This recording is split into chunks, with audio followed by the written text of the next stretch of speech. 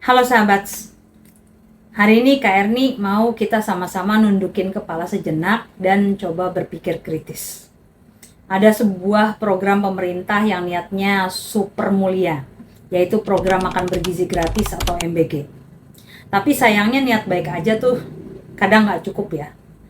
Menurut laporan Pakpahan 2025 per 25 September 2025 ini, tercatat 5.914 anak mengalami keracunan dengan 70 kasus tersebar di berbagai wilayah. Jadi ini bukan sekedar angka aja, ini tuh harusnya udah jadi alarm darurat bagi negara kita. Dan kalau kita telusuri perjalanannya, red flags atau tanda bahayanya itu sudah terlihat dari awal. Seperti yang ditulis oleh Sanjaya 2025 di kompas.com, program ini tuh udah penuh dengan perubahan nama dan konsep yang terkesan terburu-buru. Targetnya juga kayak ada perubahan gitu, kalau saya ingat Kak Erni ya. Karena beliau itu awalnya kayak nyeletuk aja, makan siang gratis. Dan gak terlalu jelas ditujukan pada siapa.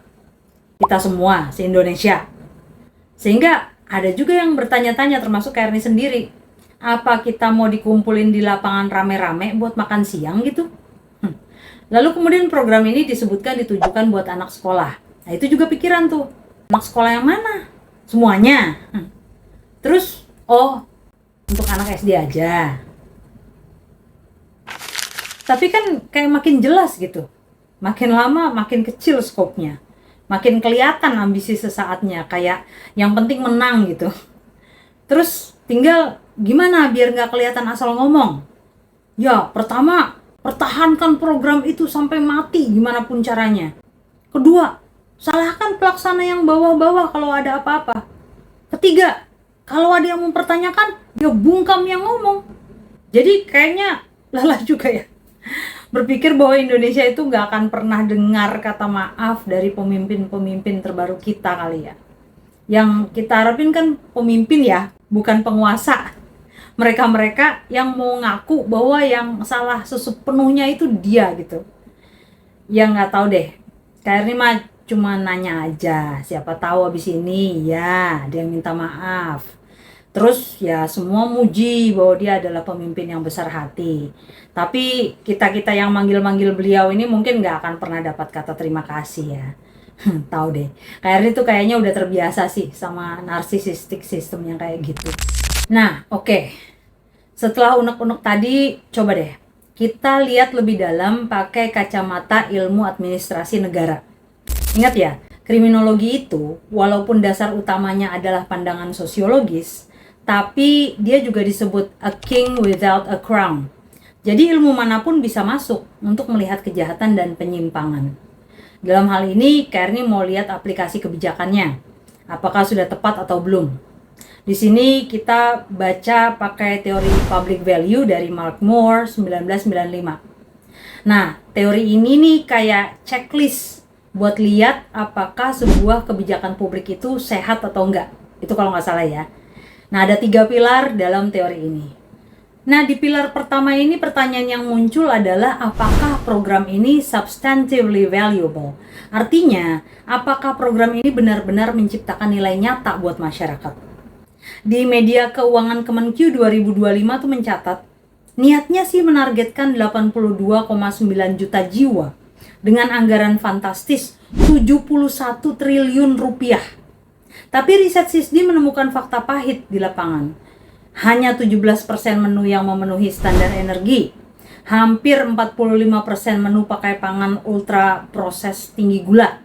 Dan ditemukan kontaminasi bakteri berbahaya seperti Staphylococcus aureus dan Salmonella.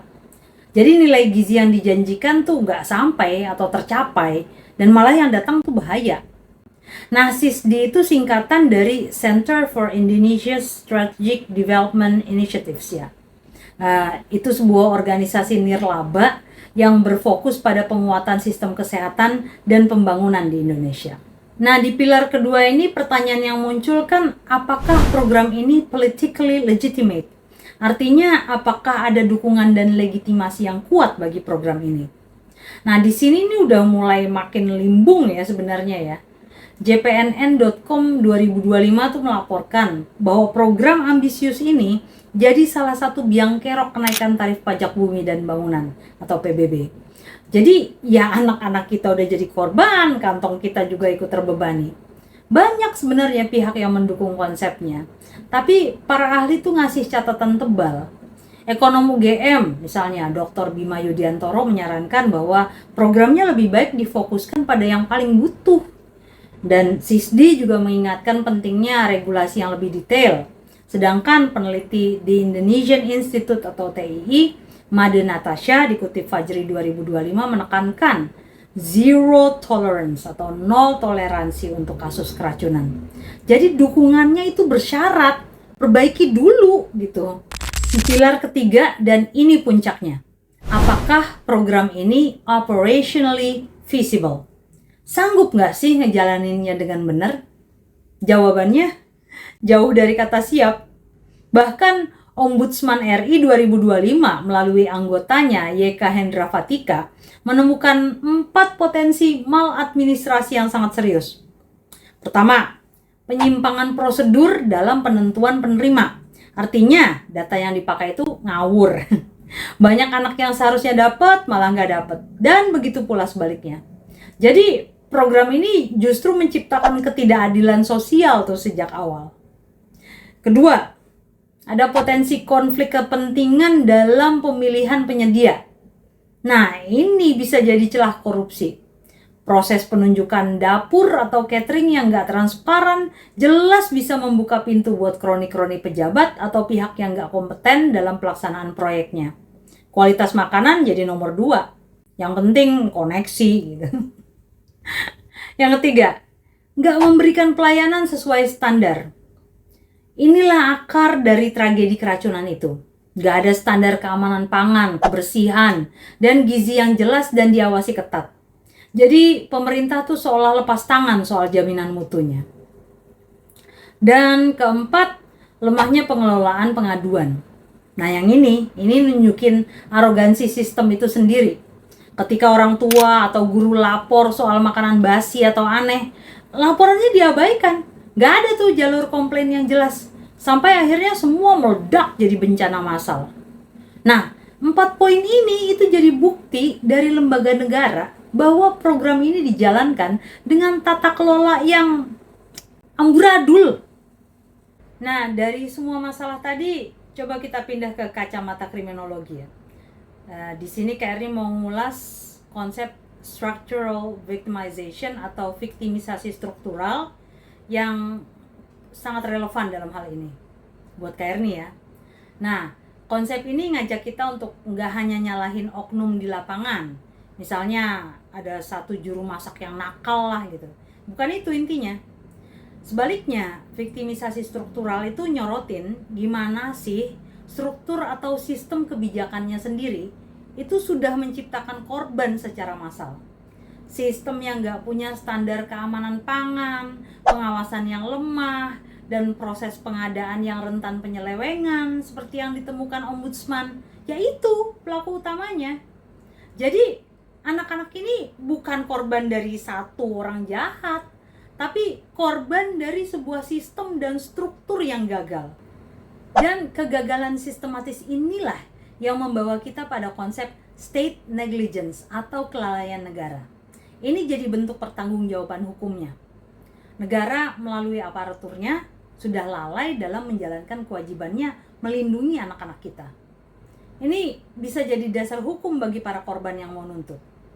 Seperti yang dijelaskan oleh Dr. Somawijaya dari FH Unpad, beliau menyatakan bahwa korban memiliki dasar hukum untuk menuntut jika unsur kelalaian terbukti. Nah, ini mengarah pada mekanisme hukum seperti pasal 360 KUHP tentang kelalaian yang menyebabkan sakit atau gugatan perdata untuk ganti rugi. Pernyataan ini diperkuat oleh Ketua LBH Ketapang, Iga Febrian Pratama, yang mengingatkan bahwa siswa adalah penerima manfaat yang didanai APBN. Maka mereka berhak mendapat perlindungan.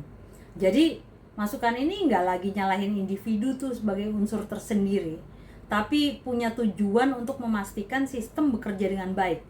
Ya, untuk melindungi anak-anak kita. Nah, jadi apa ya solusinya kira-kira? Dalam laporan NEVIP 2025 disebutkan bahwa salah satu saran utama untuk ini adalah menghentikan sementara program ini untuk perbaikan total. Kayaknya memang perlu gitu deh. Ini orang udah teriak-teriak kok, nggak didengerin juga sih pada. Demi apa sih?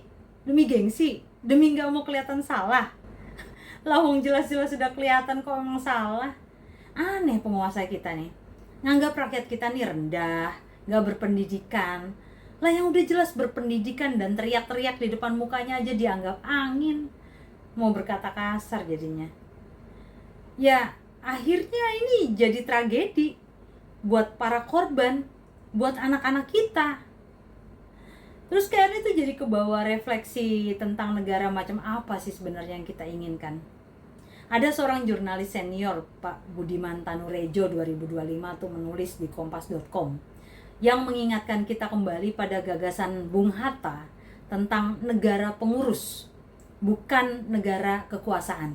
Dalam tulisannya tuh disebutkan bahwa arti dari negara pengurus itu adalah negara hadir untuk mengurus rakyatnya, bukan mengurus keluarga, kelompok, atau oligarki.